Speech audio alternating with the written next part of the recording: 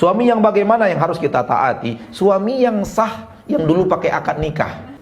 Itu yang harus ditaati. Suami yang sah, yang dulu pakai akad nikah. Dan perintah suami kepada kita, perintah yang bisa kita kerjakan. Dan perintah yang diperintahkan suami kepada kita tidak maksiat. Itu dia.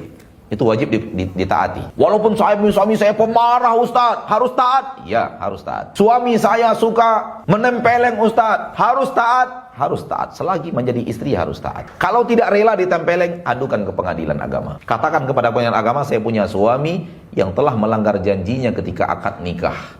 Bukankah ketika akad nikah dia berjanji muasyarah bil ma'ruf, dia berjanji untuk mempergauli kita dengan akhlak yang ma'ruf, akhlak yang baik, budi pekerti yang baik, dan tidak berlaku kasar, tidak meninggalkan kita 3 bulan tanpa nafkah berturut-turut. Dulu dia berjanji. Namun saya tak pernah mengucapkan itu kepada istri saya. Saya dulu ketika ditawarkan pakai sigat talik Ustaz, tak, saya bilang. Mau saya pakai sigat talik, ngapain pakai sigat talik? Tapi saya juga tak pernah pukul istri. Kita tahu undang-undang syariat, lebih tahu daripada undang-undang yang mereka buat. Insyaallah taala, bukan sombong, menyampaikan apa adanya. Dan kita ingin menata agama rumah tangga kita dengan agama yang benar.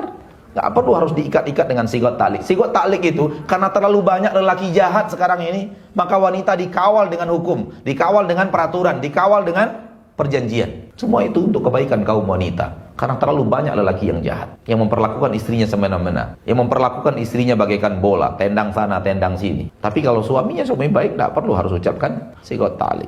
Karena suaminya jauh lebih baik daripada sigot talik itu. Jadi selagi masih dia suami kita, patuh dan taat. Asal dia tidak memerintahkan kepada maksiat satu, asal dia masih memerintahkan sesuatu yang masih bisa kita kerjakan. Kalau dia sudah perintahkan kita hal yang tidak bisa kita kerjakan, tak mampu kita kerjakan, ketika itu tak bisa kita taat. Contoh suami bilang, kamu harus sekarang ini panjat kelapa. Nggak bisa.